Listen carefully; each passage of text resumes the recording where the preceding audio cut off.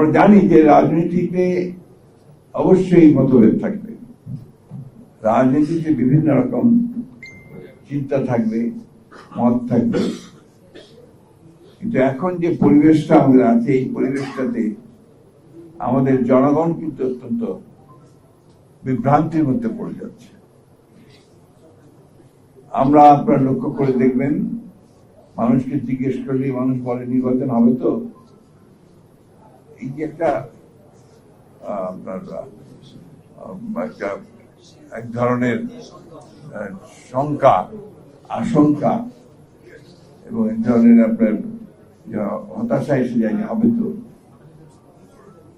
আমি যেটা বলি সবসময় যে নির্বাচন হবেই, এবং যে ঘোষণা দেওয়া হয়েছে সেই সময়টাতেই হবে।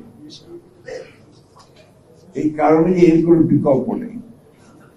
আজকে যদি নির্বাচন বন্ধ করা হয় বা নির্বাচন না হয়, তাহলে এই জাতি প্রচন্ড রকমের ক্ষতিগ্রস্ত হবে এবং ফ্যাসিবাদের ফিরে আসার সম্ভাবনা অনেক বাড়বে। আপনারা নিশ্চয়ই লক্ষ্য করছেন যে বিভিন্ন খান থেকে বিভিন্ন সময় অনেকেই চেষ্টা করছে এই ফ্যাসিবাদকে নিয়ে আবার কথা বলার জন্য,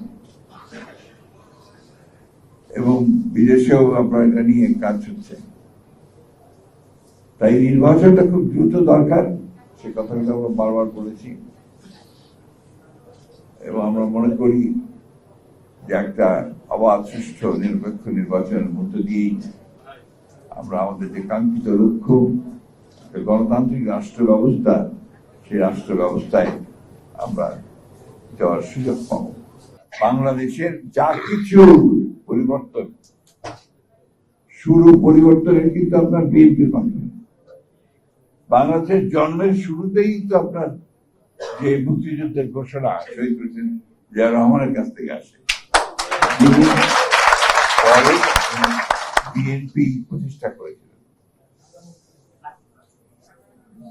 এই জিয়া রহমান সাহেব যখন বিএনপি প্রতিষ্ঠা করেন, তখন একদলীয় শাসন ব্যবস্থা থেকে তিনি কিন্তু বহুদলীয় গণতন্ত্র নিয়ে এসেছিলেন।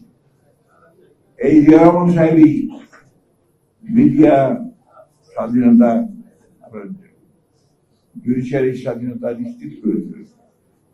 এই জিয়া রহমান সাহেবই কিন্তু অর্থনীতিতে মুক্ত বাজার অর্থনীতির প্রবর্তন করেছিলেন, এবং যার ফলে আমরা একটা পরিবর্তন দ্রুত দেখতে পেয়েছি।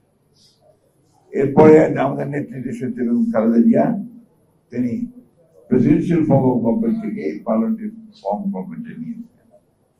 নারী শিক্ষার একটা বিশাল রকমের রিফর্ম তিনি করেছেন, পরিবর্তন তিনি করেছেন, এবং অর্থনীতিকে তিনি সেই সময় এমন একটা চমৎকার জায়গায় নিয়ে যেতে সক্ষম হয়েছিলেন, এখানে বলা হয়েছিল বাংলাদেশ ইমার্জিং টাইগার, একটা উদীয়মান বাঘ। এই বিষয়গুলো আমাদের কিন্তু বারবার বলা উচিত এই জন্যে যে এই কথাগুলোকে ঢাকা দিয়ে যাচ্ছে। কিছু কিছু প্রচারণা চালানো হয় এমন ভাবে যে বিএনপি সংস্কারের বিরোধী। বাংলাদেশের যা কিছু সংস্কার হয়েছে এখন পর্যন্ত বিএনপির হাত দিয়ে হয়েছে। এই বিষয়গুলো আমাদেরকে মাথায় রাখতে হবে।